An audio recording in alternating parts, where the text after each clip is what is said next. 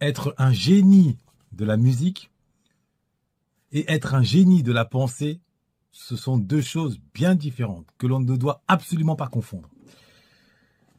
Et je remercie Kanye West de nous rappeler cet état de fait. À travers sa dernière interview, il nous a montré combien on ne devait pas le prendre pour un génie de la pensée, tout au plus pour un génie de la musique. Maintenant, si vous voulez comprendre un peu plus ce qu'il en est, pourquoi nous devons prendre garde à ne pas le confondre, vous êtes au bon endroit. Je vais vous expliquer en quoi c'est Mozart qui a voulu se prendre pour Molière. Et surtout en quoi nous devons, nous, rester attentifs à ne pas perdre de vue que les rois de l'émotion ne sont pas les princes de la raison. Le monde du divertissement et le monde de la pensée sont deux choses bien distinctes. Ce ne sont pas les artistes qui vont nous donner les clés de la renaissance par l'excellence. Ils ne sont ni professeurs, ni intellectuels. Ils ne sont rien sur le terrain du logos que, tout au plus, des spectateurs, mais en aucun cas des acteurs. Mais avant, je vais quand même vous accueillir comme il se doit.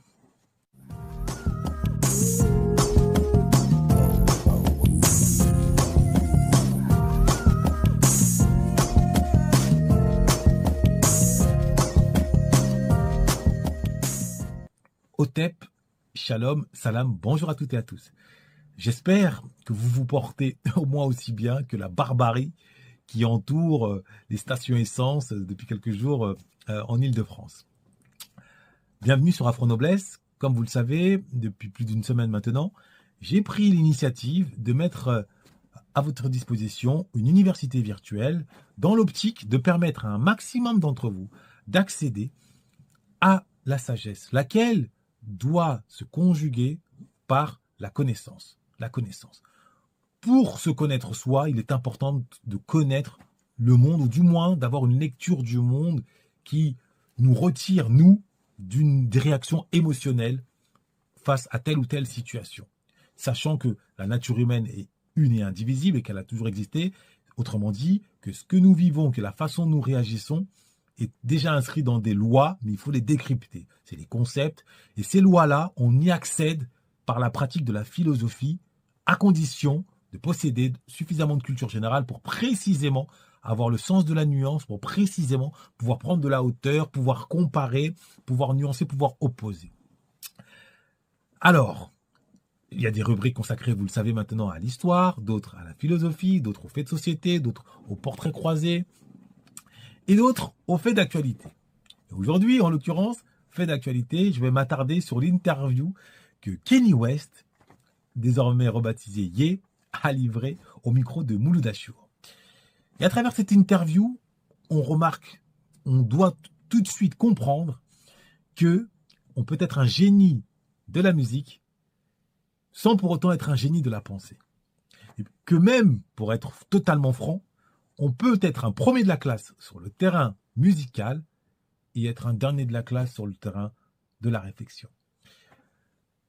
Pour être honnête avec vous, sans détour, quand j'ai écouté son interview, je me suis rappelé pourquoi, dans l'Antiquité athénienne, les poètes, les artistes étaient vus d'un mauvais œil. Pourquoi ils étaient dans le collimateur des autorités politiques. Ils étaient considérés comme des ennemis potentiels de l'État ou du système de la société, du fait qu'ils possédaient donc ce pouvoir émotionnel qui leur donnait accès au cœur du peuple, mais qui, dans le même temps, leur donnait la possibilité d'égarer le peuple.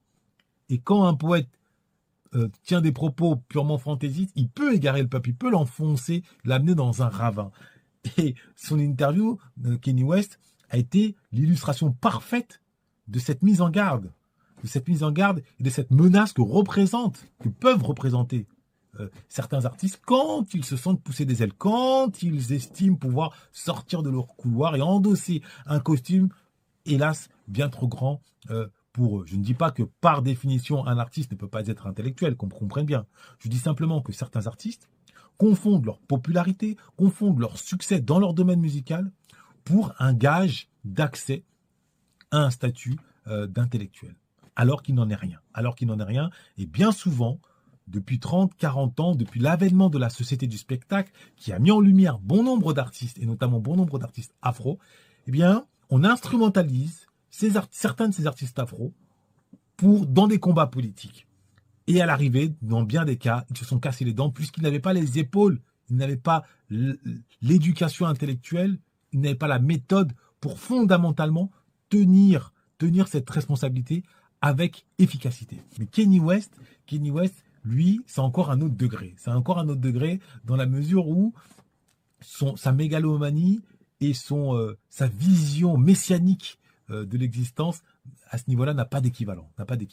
Dans certaines interviews, même, il se comparait à Dieu en personne. Bon, c'était encore, je pense, du temps où, le confiera-t-il plus tard, il avait plus ou moins signé le pacte avec le côté obscur, hein, n'est-ce pas? Il l'a dit sur scène. Et puis depuis, il est revenu à la raison. Maintenant, il se définit davantage, non plus comme un Dieu, mais comme un instrument de Dieu. C'est déjà bien. Quoi qu'il en soit, sur le terrain du logos, il est fondamentalement une antithèse. Il est l'antithèse du logos. Il est à la réflexion ce que la nuit est au soleil. C'est vraiment, hein, c'est Mozart qui se prend pour Molière. Il est dans l'émotion, donc on est ému par ce qu'il dit, ça nous touche. Mais quand on tend vraiment l'oreille froidement, ou même quand on écrit, qu'on analyse ce qui est sorti de sa bouche, le moins que l'on puisse dire, c'est que on peut être inquiet. Au mieux, on peut rire. Au pire, on peut être inquiet. En d'autres termes, si les mots qui sortent de sa bouche, étaient prononcés par un inconnu, je peux vous assurer que cet inconnu serait dirigé au service psychiatrique d'un hôpital, sans le moindre doute, sans la moindre hésitation. Tellement ça va dans tous les sens et surtout tellement, eh bien, s'ils sont pris au sérieux, c'est très dangereux. Quand même, ils parlent de génocide qui serait en place aux États-Unis. It's a genocide of the black race. They want to kill us in any way they can. Compte tenu du grand taux d'avortement qui frappe la communauté afro. Donc il dénonce une conséquence, mais bizarrement, il ne parle jamais de la cause. Il ne dit pas qu'est-ce qui est à l'origine de cet avortement. Il ne parle pas de l'impact de l'identité ghetto sur le comportement un peu, sur l'hypersexualisation promue par les rappeurs et qui a des conséquences sur la jeunesse afro. Il n'en parle pas de cela. Première chose à noter. Deuxième chose, il se permet de porter un t-shirt flanqué White Lives Matter. Comme si c'était un éclair de génie. Selon lui, Black Lives Matter est une arnaque. Et là-dessus, on ne peut pas lui donner tort. Mais c'est une chose de dénoncer Black Lives Matter. C'est autre chose de porter un t-shirt White Lives Matter. On ne peut pas, en tant qu'afro aujourd'hui, porter un t-shirt flanqué de l'écriture White Lives Matter. C'est incohérent. Ne pas porter un t-shirt Black Lives Matter, ça se comprend dans la mesure où le t-shirt, quand on le porte et qu'on est afro, d'une certaine façon, est humiliant. Marque une certaine faiblesse et une volonté de mendier la vie à autrui, comme si on était incapable nous-mêmes d'assurer notre propre survie. D'une certaine façon, c'est humiliant, même si, sur le terrain plus, on va dire, pragmatique, on peut aussi le comprendre, ce port, puisque, qu'on le veuille ou non, on peut bomber le torse, mais il suffit que des politiques occidentaux appuie le bouton, donne les ordres à l'armée pour que on nous raye de la carte. C'est factuel. Donc on peut, d'une certaine façon, comprendre et le port du t-shirt et le non-port du t-shirt Black Lives Matter. En revanche, comment comprendre rationnellement qu'un afro porte le t-shirt White Lives Matter en dehors d'une volonté de provoquer? Sur le terrain du logos, c'est un non-sens absolu. C'est rien d'autre que porter un t-shirt sur lequel il serait écrit « Stop au racisme anti-blanc ». Comme si le racisme anti-blanc existait. Comme si les afros avaient un pouvoir politique à exercer, un pouvoir de contrainte sur la majorité. Rien n'est plus absurde. Donc c'est vraiment le t-shirt qu'il a arboré, c'est le t-shirt d'Oncle Tom. Il n'en a même pas conscience. Il a été instrumentalisé par Candace Owens. Qui la connaît sait à quel point elle regrette d'être afro. Ça, c'est la première absurdité flagrante qui saute aux yeux. La deuxième absurdité dans son interview, il reproche, que ce soit à Bernard Arnault ou à Adidas, de lui avoir tourné le dos. Comme si lui, il n'avait pas donné le bâton pour se faire battre. Comme si le fait de se rallier à Trump ou ses déclarations autour de l'esclavage. You hear about slavery for 400 years. For 400 years, that sounds like a choice. N'avait pas déjà mis à dos, ne l'avait pas blacklisté, ne l'avait pas retiré toute crédibilité en termes d'image. Non, pour lui, c'est eux qui n'ont pas honoré leurs paroles, c'est eux qui lui ont manqué de respect. Bref, c'est de la faute de tout le monde, sauf la sienne. C'est-à-dire que l'anti-logos, on ne se remet jamais en question. On est là sur notre trône et c'est le reste qui doivent nous baiser la main et s'excuser de tout. C'est sa position. Donc, vraiment, nous, remettons les choses à leur place. Comprenons que bon nombre d'artistes afro ont été utilisés pour égarer le peuple sur un terrain uniquement émotionnel, provocation, et en aucun cas sur le terrain de la rationalité. Ils se contentent de taper sur le système, de se présenter comme victime, mais en aucun cas il fait la promotion de l'éducation, qui est pourtant la clé de notre réussite, c'est l'éducation. Comme tous les autres peuples ont compris, l'éducation, encore l'éducation, rien que l'éducation. Des enfants, refondant le système scolaire, mais également des adultes, par la rééducation, les formations en tout genre. Aujourd'hui, on n'a plus d'excuses. Mais là-dessus, est-ce que vous avez entendu Kanye West ouvrir une école? Encourager l'ouverture d'une école de stylisme, puisqu'il évolue dans le domaine de la mode. Jusqu'à présent, je ne l'ai pas encore entendu. Il se contente de se plaindre des collaborations qui n'ont pas été honorées.